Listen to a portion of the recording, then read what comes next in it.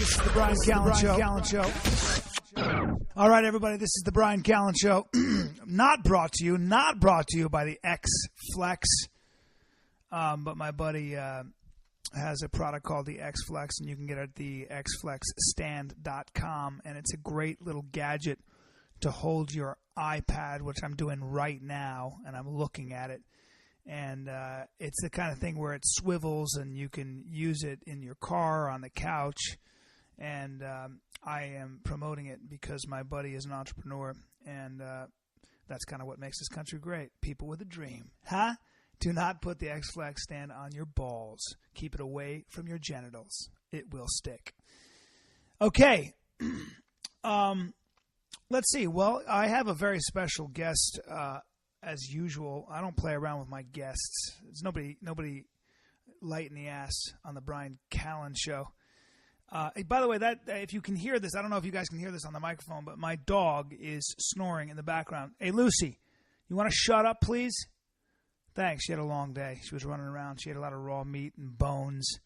I have a pit bull, ladies and gentlemen, American Pit Bull Terrier, because for me, I've always found those dogs to be fascinating, tenacious. Pit bulls are the only dogs that will actually ignore a porcupine's quills, okay? They'll ignore a porcupine's quills to kill a porcupine, all right? They don't feel the pain until like an hour later.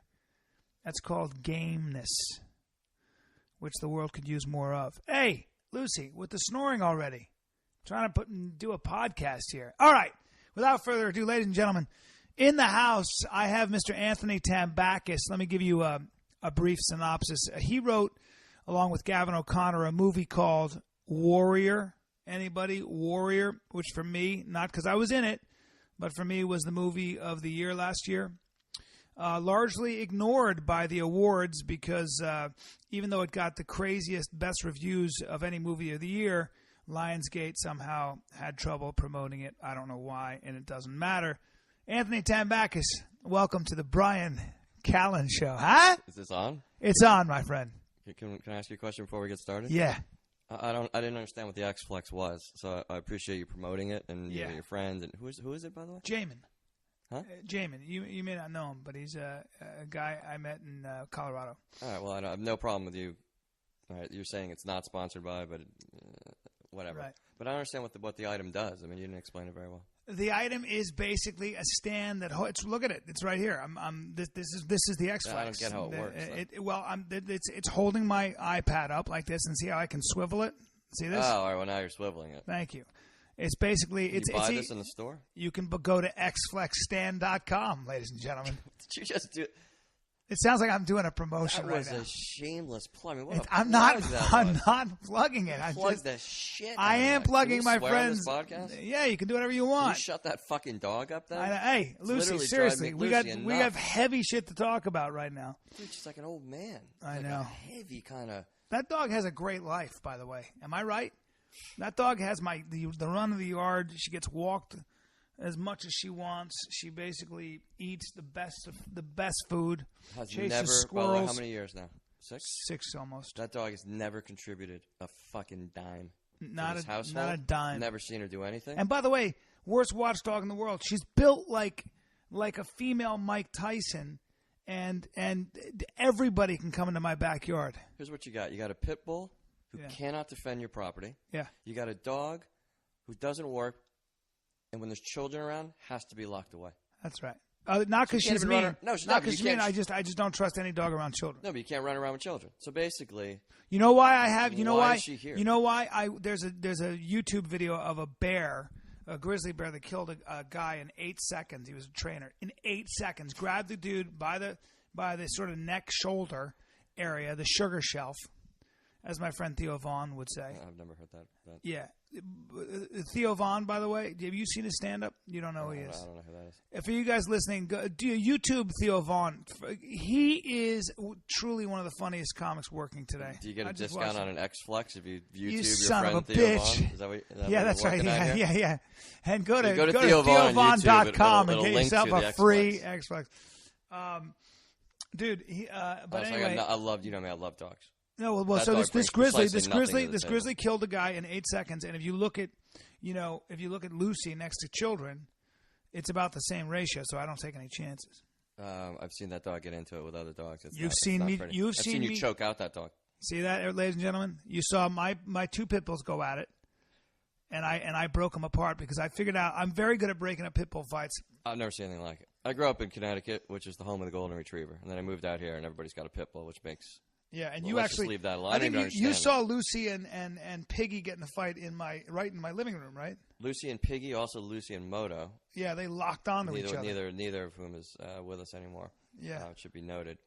But I grew up around golden retrievers. You throw a ball in a fucking lake, dog runs back. Never in my life have I seen 2 dogs go at it like that. When I first saw those 2, they lock onto each other. Yeah, these are my 2. These are my 2 female pit bulls that were just locked onto each other, and they just hold on to each other. Everybody ran for the hills in the room like a normal. Everybody just got out of there because it was so scary. Brian not only doesn't run, he gets down to the mix, locks a rear naked choke on Lucy, and just puts her to sleep. Well, dude, I got good practice because what used to happen was when I had a police dog, a German Shepherd from an amazing kennel. They don't sell dogs anymore, but it was from Learberg Kennels, and they make the best sort of working class German Shepherds. I mean, they're sick. Those dogs they're wolves. They're such badasses. If you want a man stopper, go there. And now this guy Learberg basically I think sells videos, but I learned more about dogs just going on his website. This is back in like the 90s, but anyway, I basically I get one of those dogs, a female, then I have a female pit bull that I rescued, and they used to fight, and they'd lock onto each other, and I'd choke one dog out, and that dog would like fall asleep, then I'd go for the other dog to choke him out, or her out, and then the other dog would come too and bite, and it'd go back and forth, man. I fought with those dogs for 20 minutes in my front yard one time, and I was on a date. The girl was like watching me fight 2 dogs in the front yard. She never came back to my house, and my hands, because I was squeezing them so much, my hands and my body were. Was it? What's that? No. This was this beautiful, beautiful girl named Bree, whose last name escapes me, but God, she was gorgeous. And pre or post singer? Oh, pre. The singer he's talking about is the wonderful and beautiful and talented Fiona Apple, who I dated for a very short period of time. To this day. Well, she's amazing. To this day. It pains me. No, look, nobody's. Let's be honest here. Yeah. You're a happily married man. Yeah. At this point, walking the straight and narrow, fighting the good fight. Yeah. But can I say a word about before? Yeah. You got married in Ojai. This man, never in your life have you seen a man score higher end girls. I took down some tail. I'm not going to lie to you, ladies and gentlemen. But the piece de resistance of all the beautiful girls I've seen you get, including Playmates, Victoria's Secret models, all of that. All of them, in my opinion, pale in comparison to Fiona Apple, who's so fucking beautiful and so talented. Yeah. I can't believe that she went out with you. It I doesn't can't actually either. make any sense. I can't either, and I bet you she can't believe she went out with me. She was just a formidable human being. Like that's when you're dating somebody who's just so far beyond who you are. I mean, she's out of your league. Oh, I mean, she's out of everybody's intellectually league. and artistically, she's out of your league. She's unbelievable. She's a genius. Hey, if you guys listen, a lot of guys listen to this. I know you're guys. You go get When the Pawn or Before the Pawn. Get that album. Fiona Apple, and read the words. She was writing those songs when she was 17, 18, 19 years old. She's a genius. You know she got a new record out. She does, huh? Extraordinary Machine. That was what she was making when I was dating her. And, I was just amazed. Dude, I don't beat the drum here, but yeah. I can't believe it. Yeah, I mean, look, I could see you getting like your average like swimsuit model who likes to laugh and doesn't bring that much to the table, which is fun. Yeah. But Fiona? Dude, I got some tricks up my sleeve. Substantial woman. I got tricks, brother. I got tricks. I can't get a little credit. I mean, I'm a hypnotist. Well, I'm giving you credit right now. I brought it up. Thank you. Look, I'm still impressed by it. I'm a regular guy, but if you're a regular guy, you got to know how to work. You got to know a woman's psychology. How do you get Fiona? You got to hang just out of reach. I don't know. Get them laughing. There are different ways to get women. Women are very, very complicated. It's a fucking maze. I happen to believe that women are attracted to men if you're very honest with them sometimes. Like if you just show them what an animal you really are, it turns them on. You've played that card before. Yeah. Yeah, listen, I try to be as honest with who I really am as I can, and there's always a large group of women I think that appreciate that. I think it. I'm not saying a large group of women like me, but I'm just saying. No, but it explains your success. It explains why there's so many girls today that you used to go out with that are still around, that you're friends with. Yeah. And as opposed to some of our other friends who shall remain nameless, who put on a mask. Yeah. Then the girl finds out who they really are, and it ends in catastrophic fashion. Yeah, I've never done that. I've always let women know who I am right out of the box, which is, that's probably the best way. My philosophy is just if you like a girl, let her know right up front that she makes you a little bit nuts, that she makes you grit your teeth and swallow too much, and you'll you'll get luckier. At least you get it out of the way. You couldn't be more. I have, as you well know, have made the mistake of not declaring. You have that's a problem. Well, you're a bit of a poet. Anthony. By the way, you people don't know this, but Anthony, forget Warrior, which is a great movie that he, but Anthony's written a novel that's just being published called Swimming to Bridgeport, Bridgeport Girls, and it's a great novel, but he's also written short stories that were a little bit life-changing for me.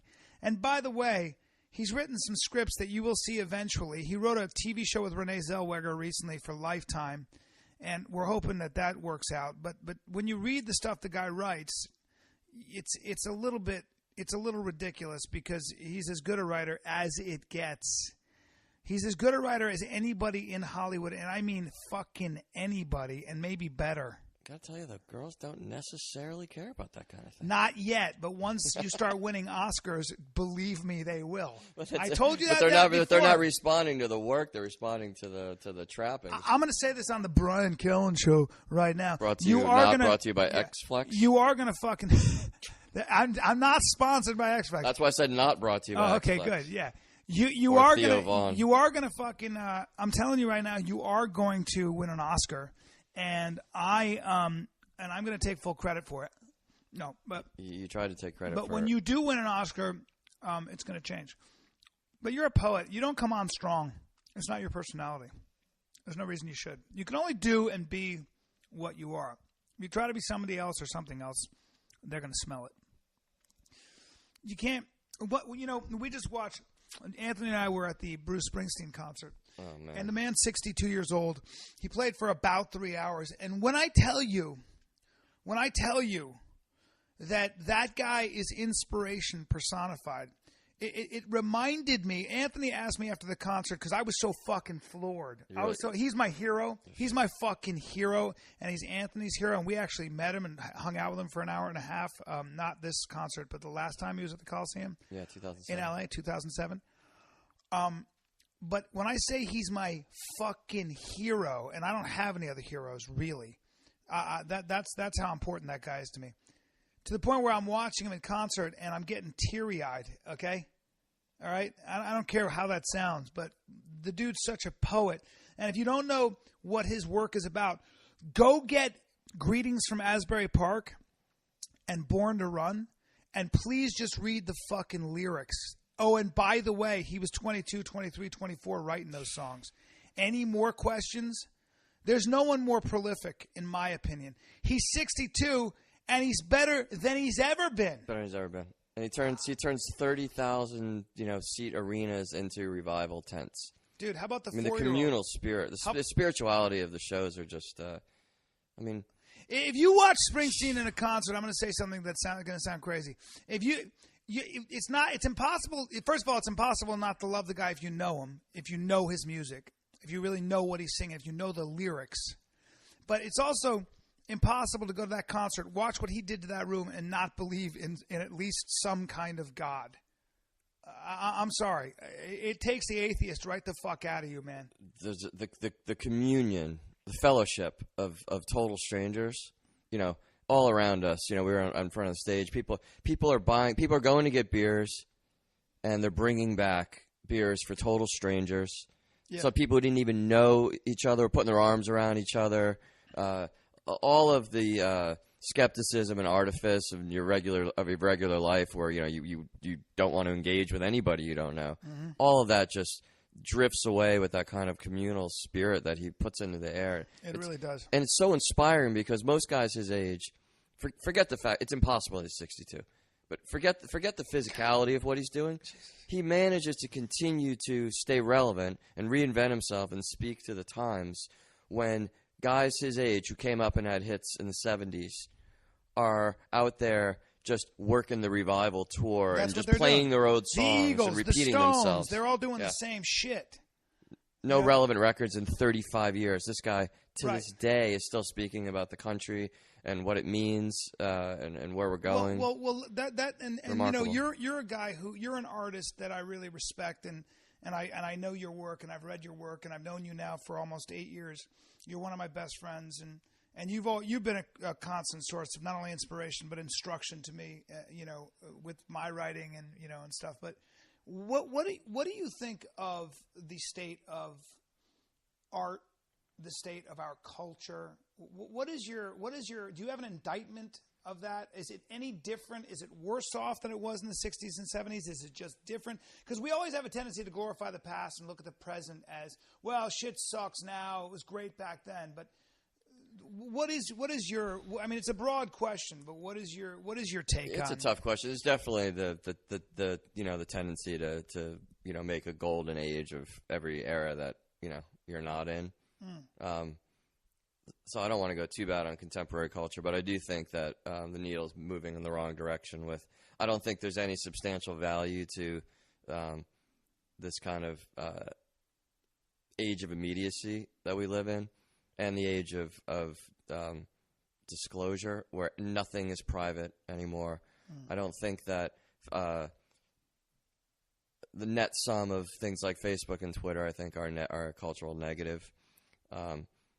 It seems like the internet and everything has democratized, you know, thought, and anybody can have a blog, anybody could be a reviewer, anybody can have a podcast. But I think it's created a kind of, I wouldn't mind that if it hadn't created this kind of anti-intellectualism that is really rampant. It's really rampant in politics nowadays, and it's also throughout the culture where people who are erudite are suspect. And, yeah, you're right. And no one gives a shit. Yeah. No one gives a shit if you know, a guy's got degrees in philosophy or speaking to something that he or she has studied for 10 years. People don't care anymore. They're like, well, my opinion's just as relevant as yours is about a movie. But actually, that's not true. I mean, a substantial review of a piece of art is an important thing, and that stuff's all gone out the window. Well, it seems that, you know, I've read about this stuff, and it seems that we live in a society that really niches personal appetite, you know, niches and caters to one's personal appetite and where they are right now. It doesn't ask us to reach beyond ourselves. You know, it's like, well, what does a housewife in Toledo care about the opera scene in New York? Well, they used to. And the reason they used to is the ideal was you reach beyond yourself. When Bobby Fischer played Kasparov in I think it was Kasparov, wasn't it? Or who was it? In The Great Russian. In Iceland? Yeah, whatever. Before in that, Iceland. In the 70s? Yeah, it wasn't Kasparov. It was somebody else. But Karparov? Yeah, Karparov. Very like that. They all have an awful name. But when Bobby Fischer played the Russian in chess, the whole world watched. When Noam Chomsky, they took off the work great in linguist New York. and thinker, debated the great conservative William F. Buckley on firing line, everybody watched. His ratings were huge. People took the day off in New York when they had the chess championships in 1972. There you go. And the news was not concerned with entertainment and ratings. The news was concerned with the news, with actually showing you what the situation on the ground was. Now the news sells emotion. They caters to emotion. They look at their ratings. You could argue that no one even knows what the news, what it even is anymore. Because when obviously when we were coming up, if you're watching TV and there was a break in a show, news was happening that was substantial. But now you're on 24-hour news cycles and you have 1,000 cable channels. So it's like when I first job out of school, I used to work for a newspaper. And you'd walk in the morning, and in the back of the newsroom, they'd have boards up that signified all the pages of the paper, and they were only filled with ads. So the ad people got in first, they placed their ads, and then it was all marked off for where stories were going to go. So when you walked in, it was all white space, and that the beast needed to get fed. Like those pages had to be filled by the end of the day, no matter what. So extrapolate that to 24 hours a day, 7 days a week, 1,000 channels. People are just creating content. That's why, like, if Brett Favre is flying on a private plane somewhere to may or may not have a meeting with someone, to may or may not come out of retirement for the 5th time, it's on the news. People are like following the plane, right? Jesus. It's not, of course, it's not news, but the beast must be fed. Well, the great example of that to me was the Jay Leno, David Letterman war recently, where Jay Leno was going to take over airtime, and he was going from NBC to. Who gives a fuck? Like, I give a fuck about those two and those shows and whether or not he was taking up too much airtime. There was other stuff that maybe was a little more important, you know? It created the celebrity. It's created this giant void that needs to be filled. So it's been filled in large part by making celebrities out of people who are completely insubstantial. At least in the old days, you followed celebrities who actually had some kind of acumen. They had done something. Well, yeah. Now, even magazines now or entertainment news shows, they're filled with people that become famous for being 16 and pregnant.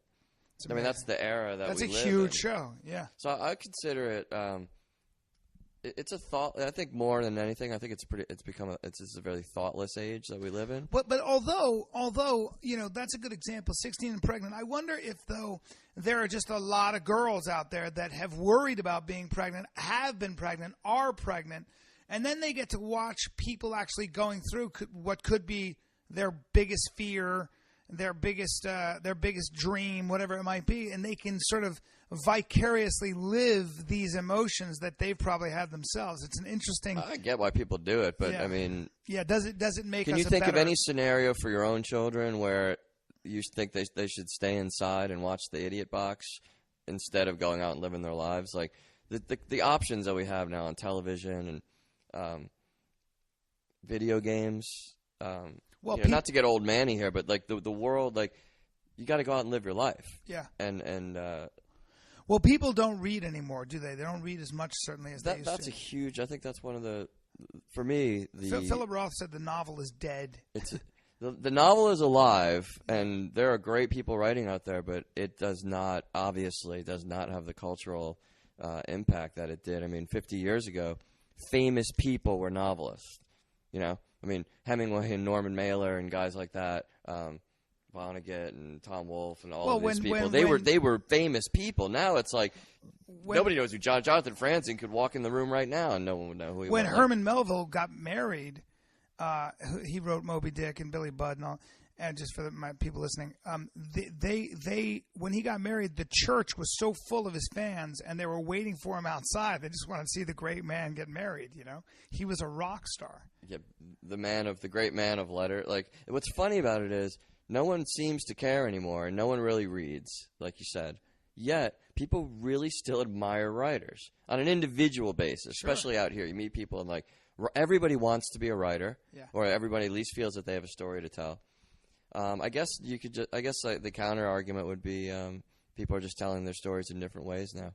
I mean, certainly there's cable television has opened up an avenue of storytelling that never existed before, and a lot of the movies that you and I grew up with that we always reference and that we love are not being made anymore. But those stories are being allowed to play out on television.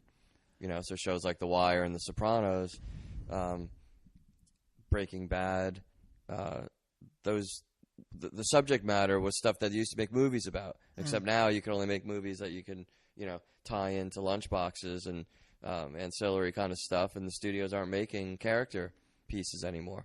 So the movies we grew up with would now be shows. Taxi Driver would have been a television show. Yeah. Saturday Night Fever would have been a great cable show. Yeah. About this guy living in Queens, trying to make it as a dancer in the city, and he would. It still would.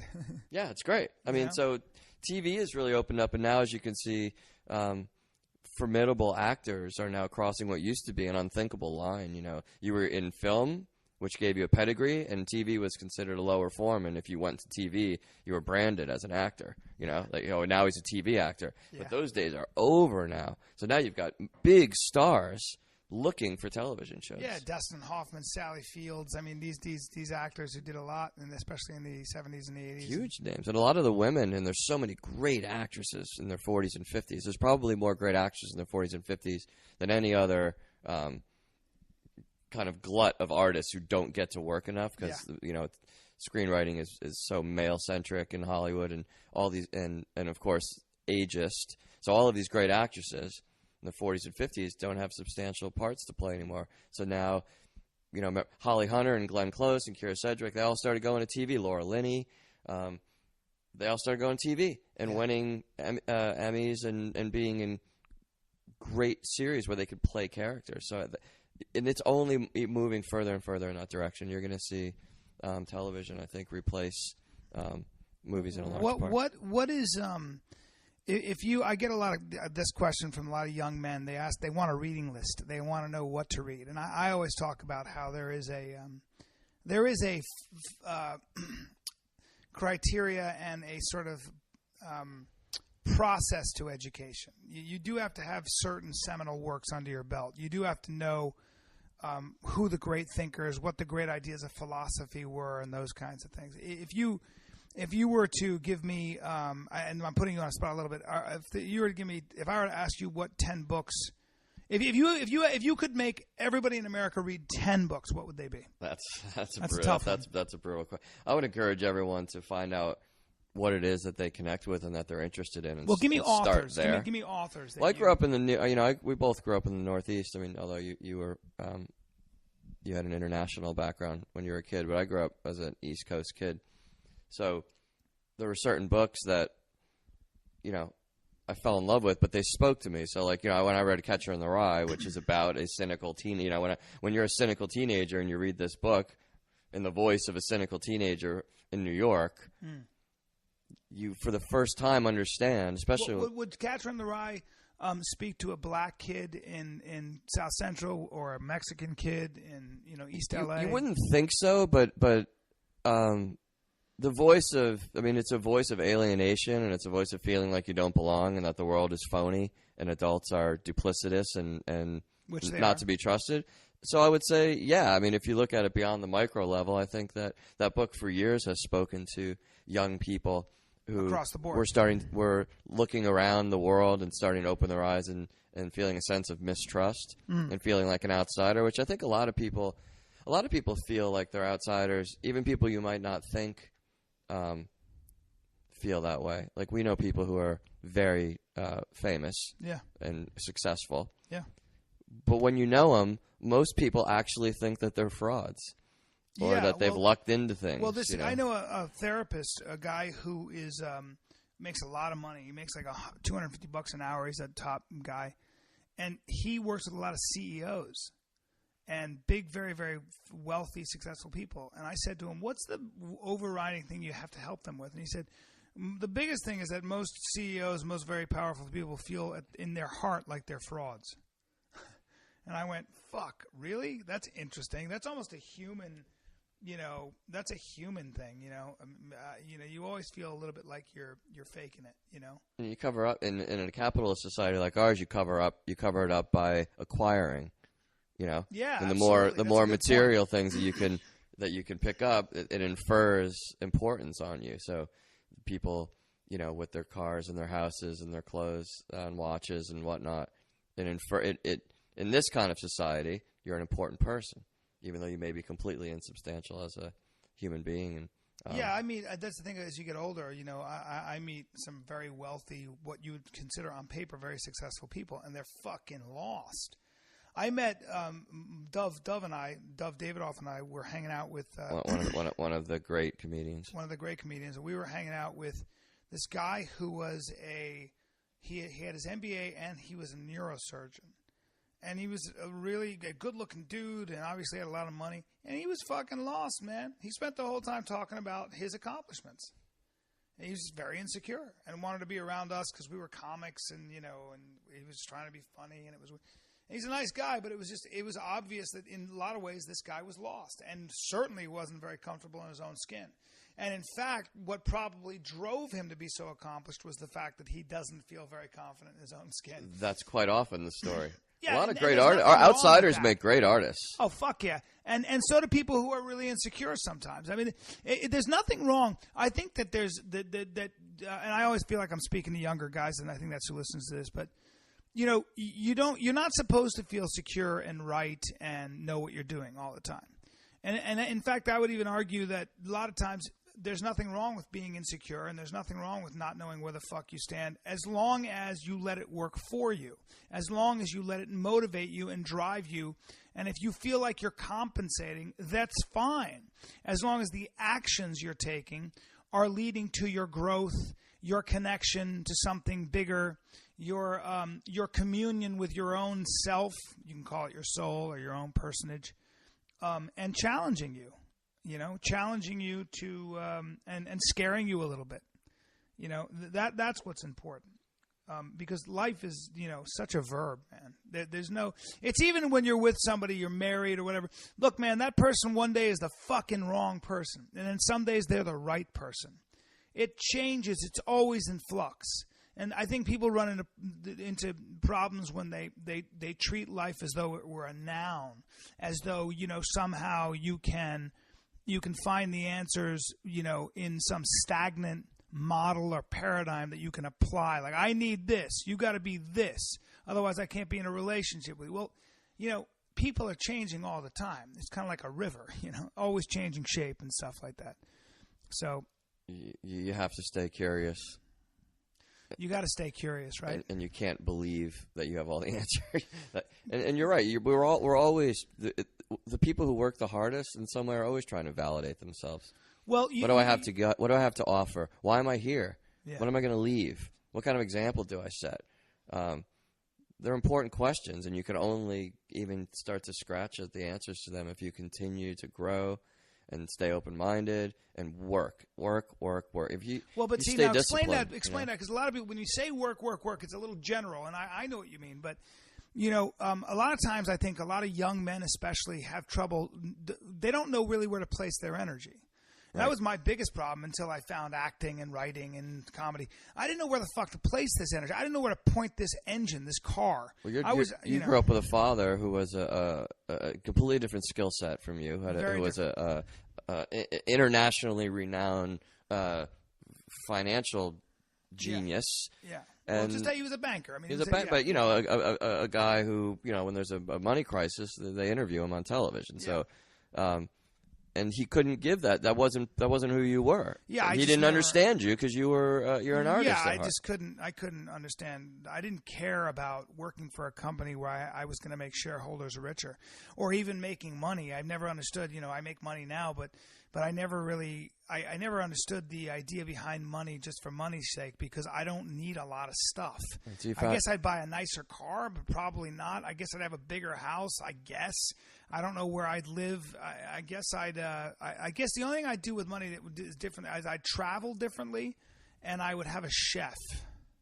Yes, you would have a chef. And by the way, I'd probably not work as hard at show business. I'd probably work out with my buddy Kieran Gallagher, who would teach me fighting all day, and I would speak French, and I would and I'd play the drums. I'd get better at the drums. Right. So basically, you do more of what you're already doing. You're already taking drum lessons. You already box with Kieran. Yeah. You'd live the same life. I'd live the same life. And by the way, I'd miss the fuck out of stand-up if I didn't do it. Because you found your way in life. You found your way to find out who your authentic self was, and that was as a performer. I feel so privileged for that. But give me can you give me the 10 books, the seminal books? Oh, the books. They're so different for so many different people. I mean, for me, yeah, my holy trinity as a kid was Catcher in the Rye and The Great Gatsby and The Sun Also Rises. Those were the 3 books that I responded to the most. Why? First big trip I ever took was to Pamplona to go to the Running of the Bulls. That's what great art can do. Spain, it opens up ideas and places you want to travel to, and you have it's such a beautiful communion when you give yourself over to a work of art and you get out of your own head for a while, and you could swim in someone else's rivers. It's a really beautiful thing. Is that? But not everybody's an artist. But I guess art's so important, certainly for a culture. I mean, I would say a culture defines itself. The cornerstones on which a culture defines itself are artistic. I mean, inarguable. Yeah, I mean, when the things that countries showcase. Greece showcases the Parthenon. India showcases the Taj Mahal. England, Shakespeare. Et cetera, et cetera. There is. I guess that's how a culture almost defines itself on its artistic expression. And by artistic, you're casting a wide net. I mean, you're talking about there's artistic philosophy music. and architecture, and there's so many great art forms. But I don't think anything else matters. I have a hard time believing that anything else matters and anything else lasts. Well, we certainly stay alive to laugh and cry, which is what art does. I mean, I think that's what we. I think that's when we. Well, I feel more alive when I'm at a Springsteen concert than at any time in my life. That's why I when I'm watching the guy, or I'm watching somebody who I consider a great artist, or just somebody who's breaks my heart, and I want to touch on something in a second about that, but it's I guess the reason it's so important to me is because I feel so fucking alive, because it's in that moment it's the only thing that matters. And you and I were talking about the difference between, say, Johnny Depp and Mickey Rourke. And I think Mickey Rourke's a better actor. So do I. And the reason I think Mickey Rourke's a better actor, and I think you agree, is that Johnny Depp is great. Johnny Depp does shit, whether it's Pirates of the Caribbean or the Tim Burton movies. He's a really talented guy. Never breaks my heart. Never breaks your heart. But Mickey Rourke makes me fucking cry. Okay? I want to be involved with whatever the fuck is going on in that movie. Daniel Day-Lewis does the same thing for me, by the way, in a lot of ways. He's just, but there's just something, and Sean Penn. I wish Sean Penn would lighten up a little bit, but he's got something to say. He's working. Guy's got something to say. He's got something to say, and he's doing something, and he's raw, and you just find yourself being. I mean, when I watched him in Bad Boys as a kid. Oh, come on. When he starts crying, when he sees Ali Sheedy after she's been beaten up. God. I mean, that guy was so beautiful. Or when he in At Close Range, when the last still, when he goes, "He's my father." He starts to cry. He can't the white say it. shirt buttoned up to his neck. He goes, and he starts to cry, and then he's got to get it together, and he goes, "He's my father." Dude, I was like. Well, by the way, all right. So shit. anybody out there who is looking for a movie they definitely haven't seen, a little Netflix action. Bad Boys, At Close Range. At Those Close two, Range. 83, 84, back to back. Some of my favorite movies, man. Penn in the year after this one, you knew that he would be a genius. He plays still the greatest portrayal of a stoner ever in Fast Times at Ridgemont High. We should. I feel like watching those movies back to back right fucking now after the podcast. And then Bad Boys, he goes to one of the great prison movies of all time. And then At Close Range with his brother Chris. And Chris Walken. And Walken in one of his greatest performances. What a movie. What a movie. How about when Walken... that movie breaks your heart. And Brian used the best, I think, the essential term for me for art that matters to me does break my heart. Music, girls, records, movies, TV, paintings, poems, all of it. Plays, does it break your heart? And all of when I make lists of my favorite things that have mattered to me the most in my life, they've all broken my heart.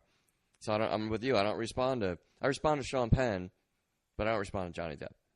Yeah. And I respond to Mickey Rourke because his face carries hard times. His face carries hard times, bro. That's a great way of putting it. How about him and Pope of Greenwich Village? Oh, come on. Oh, by the way, do this one for us. Watch the Pope. Wait, here's the second. And watch Johnny Handsome, by the way. Here's the second back-to-back. All right, here's two of them for you. Little 80s fests. And by the way, by 80s, by no means are these movies even in the neighborhood of cheesy. Do a Sean Penn, Bad Boys, At Close Range double feature. And then follow it up with a Mickey Rourke double feature with Diner and the Pope of Greenwich Village. Oh, God, that's a great call. And then call Brian Callen, say thank you. I guess he'd probably make you buy an X-Flex.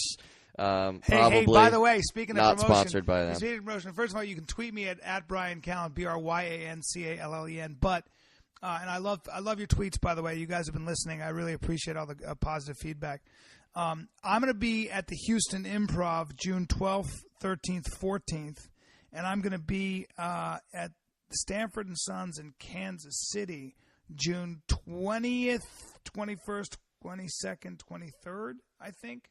Wait, when's Houston? Or maybe it's the 20th. Hold on, let me get my phone. Wait, after your right cruise? now. You know, we're going on a cruise. Yeah, dude. I'm saying that to them like we're in a room with other people. And Like, dude, you know, we're going going on to a help cruise. me outline that story because I got a meeting. Brian's got a great idea for a TV show. We're going to do an outline for him, and I'm working on new good. comedy, and it's set on a cruise ship. So we're taking a cruise from New York to Bermuda with the great Jimmy Burke, one of the funniest people alive. So that should be Jimmy pretty Burke, who entertaining. came on the Joe Rogan Experience and was so high. Why'd you let him get high? He's so funny when he's not sense. high. All right, I'll be in Kansas City the 20th, 21st, 22nd, 23rd at Stanford & Sons. And I'll be in Houston, June 14th, 15th, 16th. Great. I was on the Corolla podcast, and I told him I'd be on in Houston on the 12th, 13th, 14th. I assume all these people know that you're, here's shameless play. My all-time favorite comedian, one of the masters of the stage. Thank you, sir. I mean, I've seen your act 500 times, and it still kills me.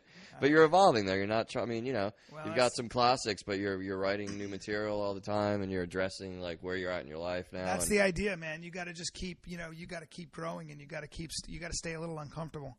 The thing about stand-up is you can get up and do your bag of tricks. I can do that for 2 hours and keep a room going, but it's a little part of you dies inside when you're doing it just for the laughs. You got to just keep fucking living in that danger zone, man. That's what makes me feel alive. But don't say that. I mean, that's a little that cheesy. phrase is not. You shouldn't be using that phrase. The danger zone. That's very Top No, because Gun. I love Eddie Rabbit. Yeah, that's not good. Was that Eddie Rabbit?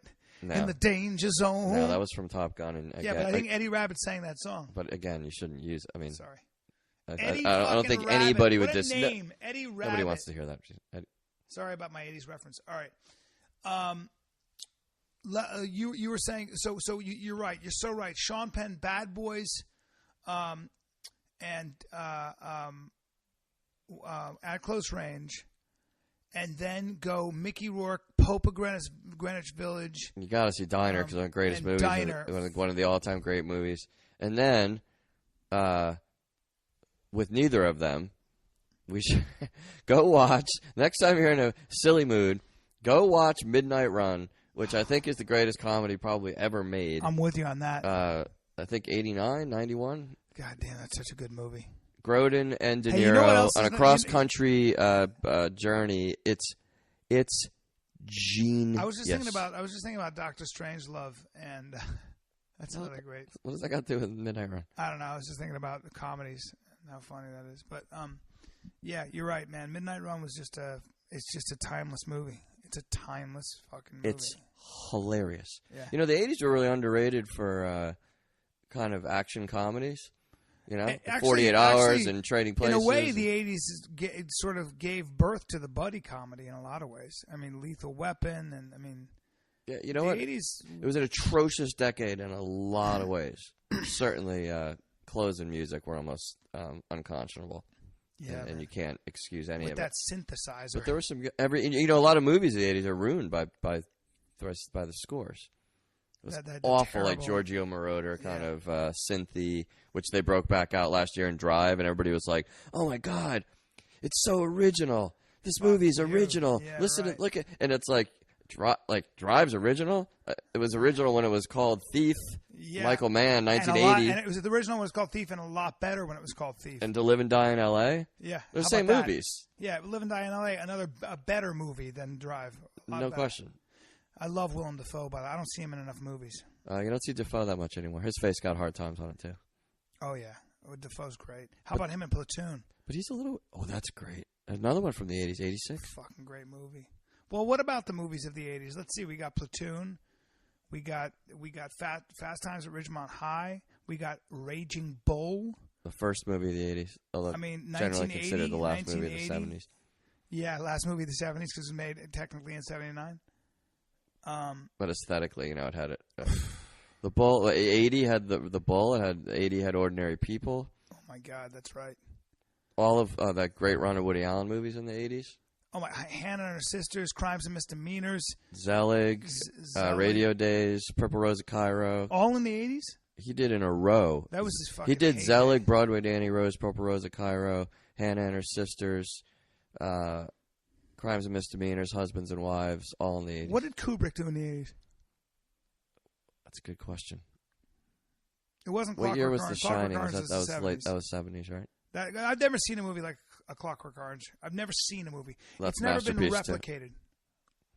It's just it's been tried. It always looks ridiculous. That's a great film.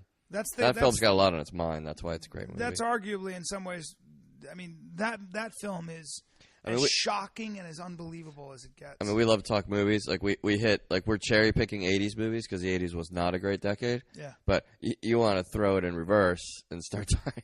You want to forget. Look, no one's out there is going to go buy a bunch of novels tomorrow. We totally get it. But there is a chance that everyone's going to queue up Netflix. Yeah. So you want to go 70s essential movies. I mean, the golden age of cinema. Yeah. Think about this list. Take it from the top. Take it from 71. How about French Connection? Great movie. How about Five Easy Pieces? Great movie. How about Chinatown? Great movie. How about both Godfathers 1 and 2? Unbelievable. How about The Deer Hunter? Deer Hunter, I got a little problem with. I love that Russian roulette scene. It's so long because Michael Cimino has the biggest ego on the planet, which he proved in Heaven's Gate. Which he sank a studio single-handedly sank United Artists. And there's a great book, by the way, called Final Cut about the Heaven's Gate debacle and how it destroyed the studio. Yeah. If you like movies, that asshole actually played an entire Russian wedding in its entirety. It was great in real time. It was great for a guy like you, who's a true filmophile, but for guys, for the viewing public, they're like, dude, you imagine doing that now? People will be like, get me the fuck out of here. Let me tie it up for you. Do you remember Cimino's last decent hour in '85 with Mickey Rourke? Yes. He also went so far over budget. It was a movie that I cried harder in one scene than I ever have in my life. Year of the Dragon. It was called The Year of the Dragon, and when he's at that funeral for his wife and he's crying. Yeah, and Mickey's got gray hair. Because he feels so fucking guilty and he's got gray hair. And how great is he in that movie? Year of the Dragon is, in a lot of ways, a great fucking movie. It's in a lot of ways great, but people don't remember that Mickey Rourke, who I guess some people now, like, he got back on the radar with The Wrestler, which was phenomenal. Yeah, but Rourke in the 80s was girls.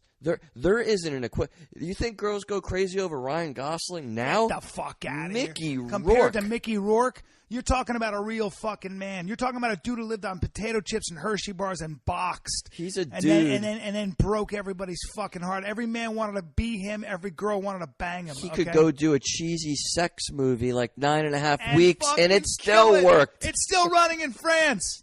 Hey, how's your movie doing? It's still running in France 30 years later, so fuck you. If you're making the all-time list of which, essentially, let's face it, that's what it always comes down to. The world's coolest guys are the guys that all the guys want to be him, the girls want to fuck him, right? Yeah. If you're making a list of all time, Rourke in the 80s is in the top 5. He's right there with Brando. How about that? Brando, Paul Newman. That's right. Rourke.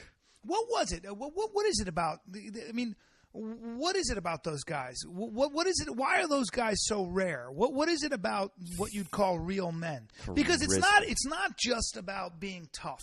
Because if it's just about tough, then MMA fighters would be. There's more to it than that. What is it about a man like that? Why do we gravitate to that? Why are they our heroes? Why do they resonate on film? Why do we choose them to represent our stories? What is it about guys like Newman, Brando, Rourke? What is it about that kind of... I don't know of any actors today besides maybe Daniel Day-Lewis that are in that category. They're very rare. Gosling has it in him. Gosling has something very special. Ryan Gosling has it in him. Still a little young, but Gosling, I got to say... Brad Pitt's a guy like that. I don't find Pitt to be quite as... Not as quite, but you got to put him on the list because he's a cool guy.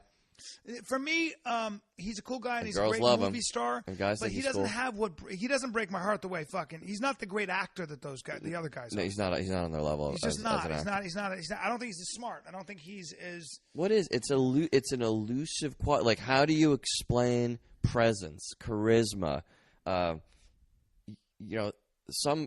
A handful of guys along the line. Sometimes they encompass all of it. They're always guys who can play vulnerable and tough, which is very rare. And we've talked about when Gavin and I were casting Warrior, we brought in every guy between the age of 25 and 35 in Hollywood, all of them. and we needed a guide who could be sensitive, and you would also believe him as an animal in the cage.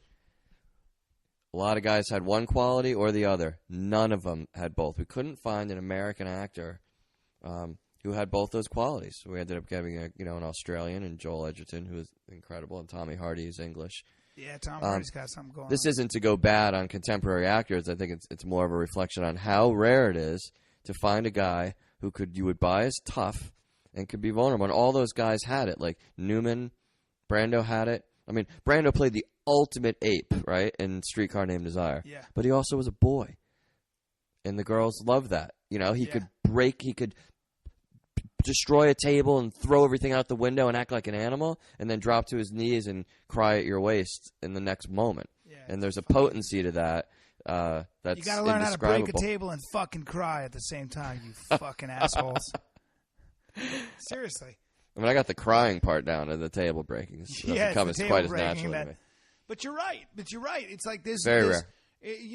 Guys, a lot of times, because guys will, it's like why most MMA fighters come from broken homes.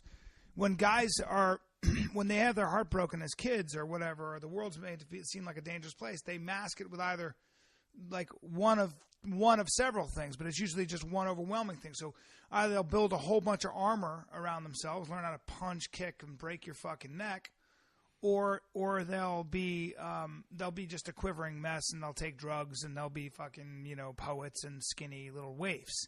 But rarely do you see two, the two sort of meet in the middle. Always give me the guy from the broken home. He'll always be. Well, once you get through everything. Who said that? I never met anybody interesting from a good family. I never met anybody interesting from a put together. I've met people I like from good family. I met a lot of decent people in my life, but the most interesting people and the most loyal friends, are the ones who had to figure it out for themselves and didn't have learned to stitch a family together from strangers out in the world instead of the ones that were born in. I mean, yeah, that's interesting. That's really interesting. Say that again. That's interesting. Well, just the people who grow up in environments where don't have a solid family environment. I mean, you learn to kind of stitch together your own families and your own communities among the people in the world. You and I are very similar. And I were talking about how Springsteen was our bigger brother and father in a lot of ways. Because I love my father and I admire him very much, but he was a very different person than I was.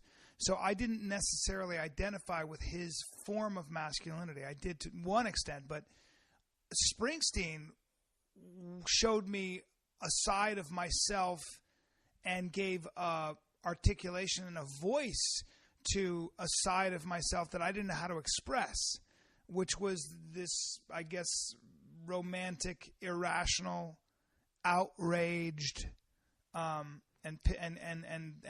pick your other adjectives, for the inexplicable. But I guess he gave a voice to all those feelings I had that I couldn't articulate. I didn't know how to fucking express myself. And then I start hearing his songs, and I'm like, well, this is exactly how I feel. I don't even know what the fuck. I just hear it in his voice. When I heard Johnny 99, the live version, on that 75 to 85 album, I didn't even have to hear what he was saying. I just heard his voice, and I went, what is going on? It's like Edith Piaf. You ever hear Edith Piaf? I don't understand what she's saying in French, but I'll tell you something right now. When she's singing, I just hear hunger in her voice, man. I can see the ribs on her I can see the ribs, and I can see her backbone. She's living close to the bone. Something about her is like just kind of astonishing. You're like, Jesus. Tammy Wynette.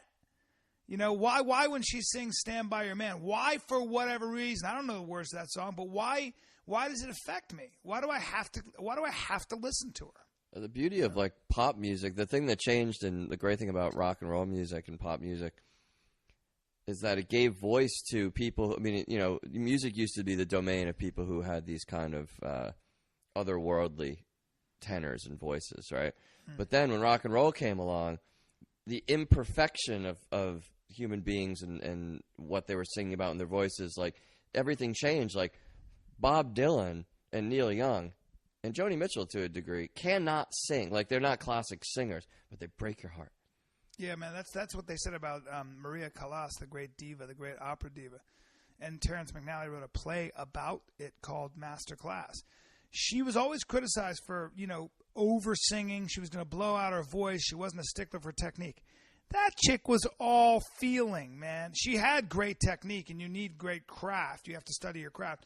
But she was also just almost self-destructive and it's kind of like what we talk about with Mickey Rourke and those guys. They aren't as concerned with their own physical being. They're just more concerned with expressing themselves as authentically and as honestly as they possibly can. They live. And by the way, they got a pressure stove. When you live, great artists have less layers of skin between them and the world. Yeah. So you're always to feel things as intensely. I mean, to make great art, you have to feel things intensely, and there's a lot that comes with that, But bringing it back to Springsteen, he was always 17 years older than both of us, and big brother or father figure. He taught you everything, right? Like how to express yourself, how to be passionate, how to dress, how to be a man. And when you grow up in the best possible scenario. You have a older brother or a father who teaches you everything important, how to talk to girls, how to be a gentleman, how to have integrity, how to have character, how to go about your business in the right way. Springsteen, in his music and in his bearing and everything that he did and how he's carried himself his entire career, staying relevant, staying hungry, staying curious, staying outraged. He just, every step of the way since we were children, he's taught us every lesson that we didn't ever learn from anybody else. Yeah. So when you see him now, you're seeing someone who's closer to our hearts than anybody. Yeah. There's not a death that would affect me, with exception of certain people that I'm extremely close to. Can you imagine? Well, dude, I can't actually. That's the one. He's the most important person in the world over the course of our lives that we're not related to. For me, is as far as what I get from him and the inspiration. But then again, even if he did die, God forbid, an untimely death, part of it, we had a chance last night, technically, to go back and meet him, see him again. But I prefer. I've done that. I've done that. I prefer to keep him up there. I prefer to keep him just out of reach. I love that about the fact that he's not mine. I don't need to talk. I got everything he is in that concert. That's the other thing. I don't need anything after that. Well, I watched that dude up on stage, and I watched him crowd surf, and I watched him jumping up and down. I watched him sing, and I watched him give a tribute to the big man. And Clarence Clemens, his late saxophonist, and I went. That dude just left it all on the fucking stage. He left everything he is on that stage, and I couldn't fucking take it. You saw me grab my own head. You saw me grabbing my own fucking head, right? When I grabbed my own head, you were holding your head the whole time. It was really charming to watch. But the man gave you a spiritual experience. He did. If you still have any greed left in you after a spiritual experience, if you got to be the guy who gets back there to talk to the it was so beautiful when everybody left, and we have friends who are in his camp, so we had the great fortune of hanging out with him last time we saw him, and we could have done it again, and we had the greatest group with us. And I remember asking Renee, I'm like, do you want to go back, because he would have loved to have seen her, and she goes, it's too perfect. It's too perfect. We just had a spiritual moment. Walk away. Walk away with that air underneath Renee you. Said that? Yeah. Yeah, we're talking about Renee Zellweger, who Anthony's, who has won an Oscar, and if you guys don't know, but I'm sure you do. And they created a show together called Cinnamon Girl. But yeah, man, yeah. And she's right, and she was right. She knows more about celebrity than anybody. Than anybody, yeah. But yeah, you're right. What a joy! The joy. We said something afterwards that there's a big difference in life between fun and joy, and fun is very accessible, and you can go to the comedy. You can go see, you or Dove or anybody and have fun. We can all have fun. There's a zillion ways to have fun and play volleyball, whatever. But joy is a very, very rare commodity. And to have anybody in your life that can provide joy is you have to protect that and cherish it like nothing else, because it's so rare. I mean, that was a moment of joy the other night. And really, that's what you're responding to, I think, when you're holding your head and you're feeling emotions that you don't feel in your everyday life. Almost never you forget that they even exist, and then you're in this revelatory kind of situation, and you're high on fellowship and all things good, you know, and spirituality and everything's connected, and you feel alive. Wow. To be able to give that to someone in your work that's incredibly powerful. And I think that partially the reason we both became artists is because we had that we had it done to us when we were younger through reading a great novel or listening to Springsteen bootlegs when we were kids, where we were transcended by artists. And that's what we wanted to be. Yeah. And that's what we wanted to do someday. And when people come up to me and they're like, you know, my family saw, you know, we watched Warrior together last night, and we're all, you know, weeping, and they were all, you know, people crying at the end, or people who have called their brothers who were estranged from their brothers. And this happens all the time. It's a good feeling. It feels like meaningful work, you know. You're making a difference in the world, bro. I mean, that's well, that's a bit of look. I look at guys who, you know, do things far more substantial, and I have a lot of respect for that. I don't know that people do things that are far more substantial than what you do, because I got a friend who I did a podcast with, Sam Brown, who's dying of cancer, or not dying. I don't want to say that, but he's got a bad form of cancer, and the doctors that are there are making a big difference in his life, and I hope save his life. And those guys are very important. You're just as important, because a lot of times what you do, and like, for example, Warrior, when you get two brothers to talk to each other, that is saving lives. That is making a huge difference in the world, in my opinion. And what it really is doing is bringing people together and highlighting what's actually important. I agree. You could also argue that, you know, humor and what you do, you know, forget the stage. What you do when you go visit Sam, you know, when he's inundated with this kind of this calamity, like the ultimate calamity, you know, a father with young children, and there's this heaviness. And they've done so many studies that I mean, the reason that they bring golden retrievers into hospitals, and you know, there's a real connected idea between having happiness, you know, when you're in stressful situations, having some kind of an outlet. And when you go and you're the only one who visits him who doesn't walk in heavy, like you give him what he needs. And I think that your visits are helping him to a degree as much as the doctors are, because that's my job. You're feeding him Sam something. and I have always connected on a level of humor, and he's one of the funniest fucking dudes I know. And yeah, that's the thing. What do I want to do? Get in there and talk about heavy stuff with Sam? You know, it's like our experience has always been one of humor, so that's how to keep it. So anyway, I got to tell you, dude, this has been, for me, in some ways, one of the best podcasts, maybe my best podcast so far, because we talked about what's really important. We always do. Yeah, this basically involved turning on the machine. Yeah, this is how we talk. For taping what we would have done tonight anyway. This is how we talk, brother. This is what it's about. But I really appreciate it. Yeah, it was fun. You know, I appreciate you guys listening, and this has been great, man. We're about an hour. I try to keep these things to about an hour. I know I get a lot of people who say, hey, you know, have it longer and stuff, but I like keeping it tight. And because I think you can address what's important in an hour, and I think we did just now. I wish I could end with a song, but I don't. You can sing. do an X-Flex ditty or something. You son of a bitch! Sneak it in again. You son of a bitch! X-Flex? You mean the X-Flex stand? You mean go to xflexstand.com? All right, motherfuckers. All right, motherfuckers. Thanks a lot for listening. And Anthony Tambakis, you're a scholar and a gentleman, and Pleasure. I appreciate that. And get Swimming with Bridgeport Girls when it comes out. It's a book. It's going to be great. I've read it. It's phenomenal. And this has been another episode of The Brian Callen Show. Peace!